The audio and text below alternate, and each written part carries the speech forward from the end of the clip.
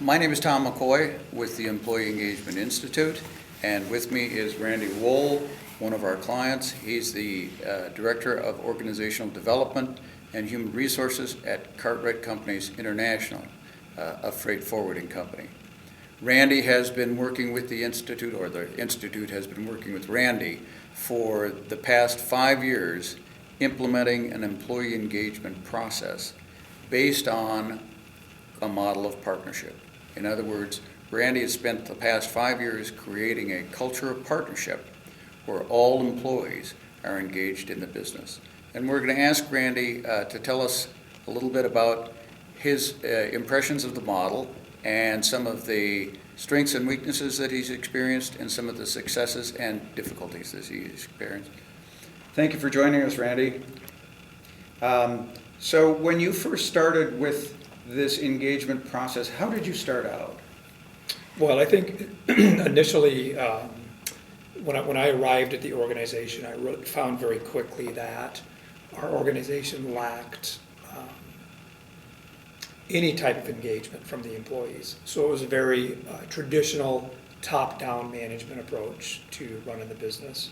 So I found that employees were not knowledgeable about the business, nor did they understand a lot of the aspects of the business.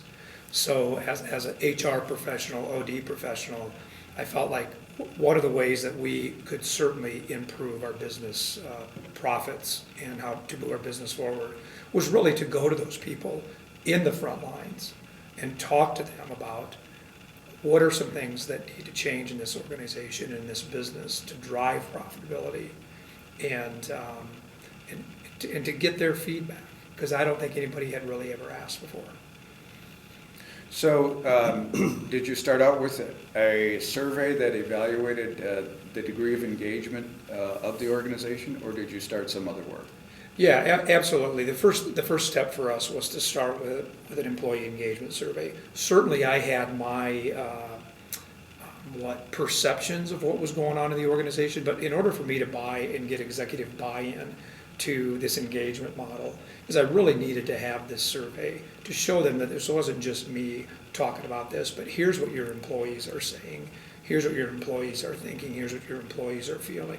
And the engagement model really helped us, or the survey model, really helped us prioritize, Tom, what we were going to do first, second, and third. Because as I talked about before, I really viewed engagement as a business strategy. This was not an HR program. It's not something that you just put on a list and check it off. This is a long-term strategic process and program for long-term sustainability of your business. So I really had to have a roadmap of what we needed to do first, what we needed to do second, because I was going to obviously focus on the things that were going to impact our business quickly. So you used the model, the partnership model, as a framework for engagement, and then you implemented an assessment that identified where the organization was strong towards a culture of partnership and where there were opportunities for improvement. And you presented that to the executives. And then from there, did they take action on the results? Yeah, absolutely, Tom. One of the things that was evident right at the beginning when we started looking at the results and analyzing the results is that we had I guess I can use the word, a dysfunctional compensation system in our organization. We had no pay policy. I knew that there weren't job descriptions. People were just being paid randomly. There was really no rhyme or reason to how people were getting paid. Certainly they were, because I thought if you're going to go to somebody and ask for their commitment and ask for what I call this discretionary effort, right, to be all in for the organization, certainly the first thing we need to make sure is, are they being compensated for their knowledge and for their effort? And so that was one of the things that we attacked right away, was to go in and do a pay survey, set up a pay structure, develop a pay policy, communicate the pay policy, educate our managers and our people on our pay policy. That was a big step for us. And then, if I remember correctly, the second step was to expand that and link pay to performance, wasn't it? Yeah, absolutely. So really step 2 in the process, Tom, was that once we established what I would call our base pay policy, we then moved into the development of what I would call operational scorecards, departmental scorecards, where we were developing objectives, business objectives by department in every department within our organization. Now, these objectives were KPIs, or key productivity indicators. In other words, to put it really in layman's terms, we needed to measure what mattered most in that department. So we wanted people, obviously, to focus on the things that drove profitability, that drove customer service, that really drove success in our organization. And by doing that, I look at it like this. People have choices at work. It's really 8 hours of choices when you're working. Do I do this or do I do that? By establishing these departmental scorecards and these objectives, it really helped people make choices and decisions about what they were going to do on a daily basis.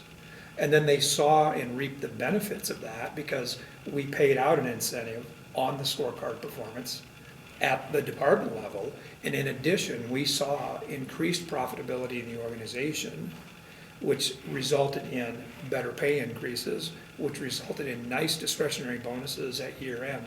So really, our people were really starting to see this process work. The link between engagement and personal fulfillment. Absolutely.